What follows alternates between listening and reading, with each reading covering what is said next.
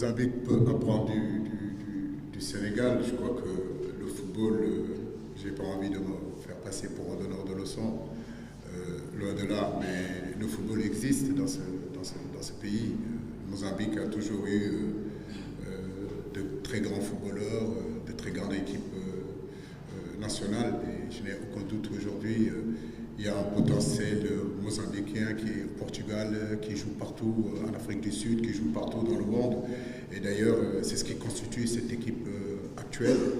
Je sais que ce soit le coach qui fait de très bonnes choses, que ce soit la fédération, ils sont en train de travailler pour justement améliorer la formation, parce que c'est dans la formation en réalité qu'on peut construire de futurs footballeurs professionnels.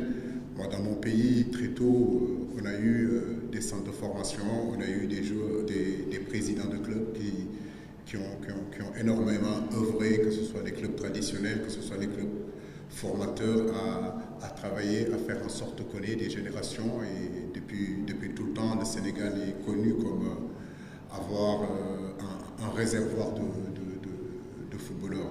Le football existe chez nous aussi. Je veux dire, il ne faut pas croire que tout est rose parce que nous gagnons. Il y a aussi des hauts, il y a des bas, il y a eu aussi un projet, une vision qui a été mise en place par nos dirigeants, qui a été sur le moyen et le long terme. C'est ce qui donne peut-être tous ces résultats actuels, mais j'ai envie de dire que ce n'est pas quelque chose de spontané. Et, gagner une CAN, le Sénégal, avec tout le potentiel qu'on a eu, depuis des années jusqu'à présent, on a quand même mis 60 ans avant de gagner une CAN.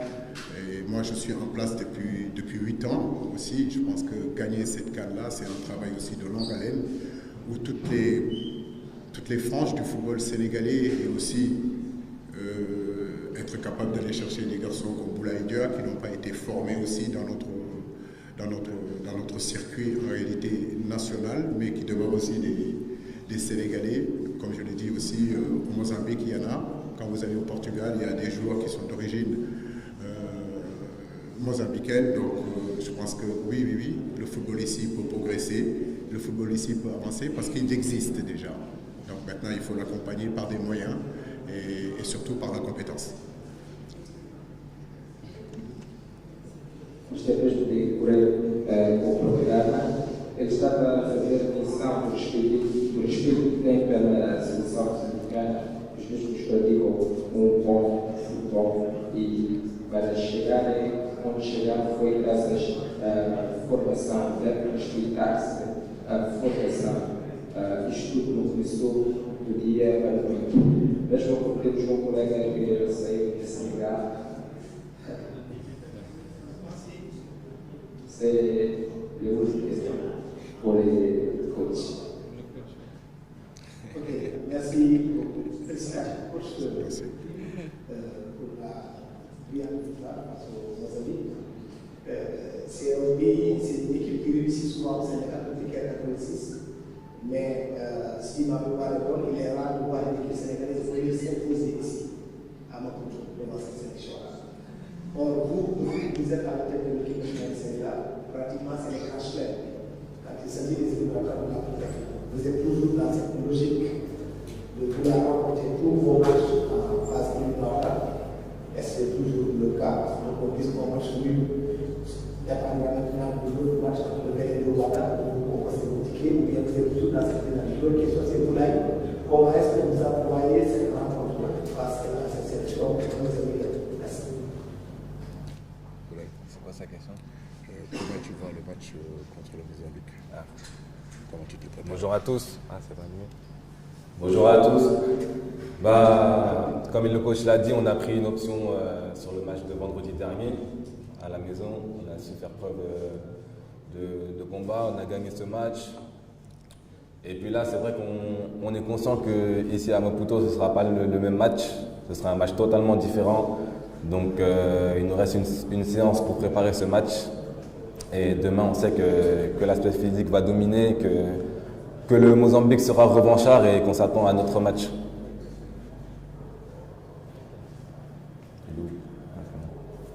Je dois couper? Oui, Abdoulaye, bonjour.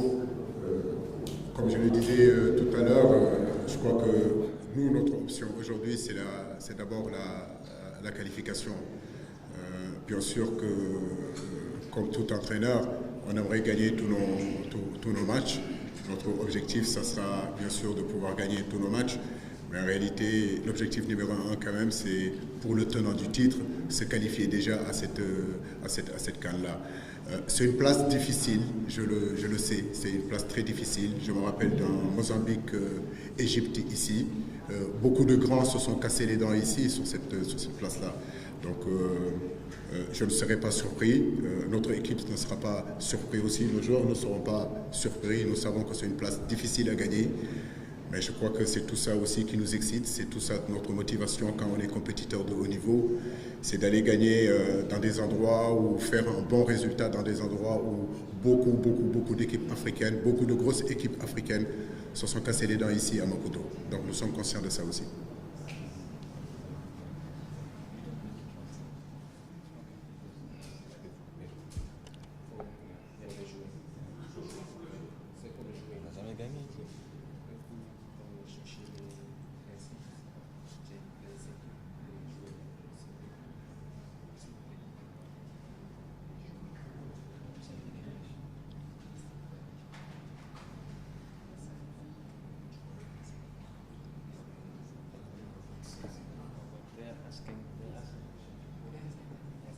Ils veulent changer, c'est pour permettre à l'autre de pouvoir répondre directement.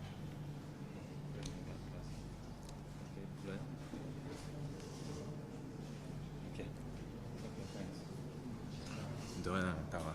Okay.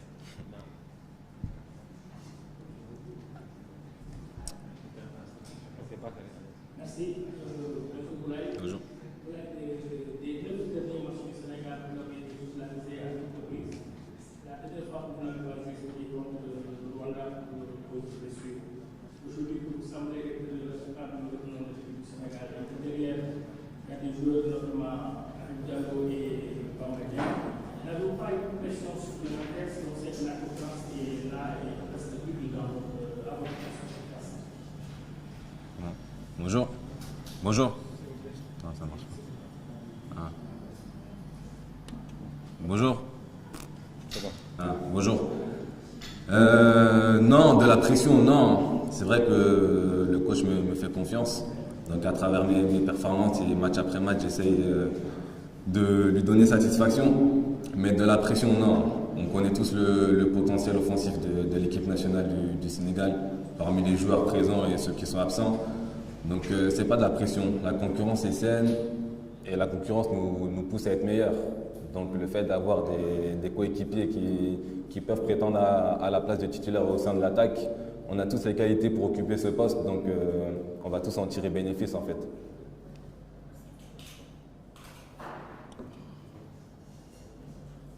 Mas alguma questão para os jogadores do Senegal? Esta é a última, the last one. Foi joelho.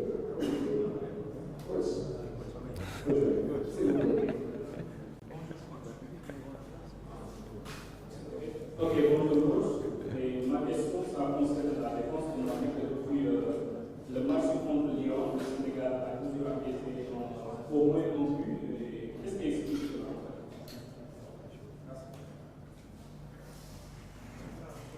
Oui, c'est vrai que nous marquons 5 buts. Je crois que beaucoup de vos collègues l'ont dit, mais ces 5 buts-là, c'est vrai qu'on prend un but aussi. Mais derrière, je crois qu'on a la possibilité aussi de marquer davantage. Je le dis et je le répète. Il nous faudra être encore beaucoup plus concentré sur certaines situations de jeu, surtout sur les phases arrêtées. Bon, comme je l'ai dit, c'est un axe de travail. Ça demande un peu plus de concentration, un peu plus de communication, un peu plus de vigilance. C'est vrai que c'est le but qu'on peut éviter. Voilà, et nous devons travailler aussi dans ce sens-là. Maintenant, est-ce que c'est un problème individuel? Est-ce que c'est un problème de système? Moi, je pense que surtout, c'est tout ce système défensif-là qu'il faut regarder, qu'il faut améliorer encore. Parce que défendre, ce n'est pas seulement que les 4 qui sont derrière. Défendre, c'est les 3 qui sont devant. Défendre, c'est les hommes du milieu de terrain. En réalité, on parle de système défensif. Donc oui, nous devons nous améliorer et progresser et éviter de prendre des buts qu'on peut éviter. Là, je suis entièrement d'accord avec vous.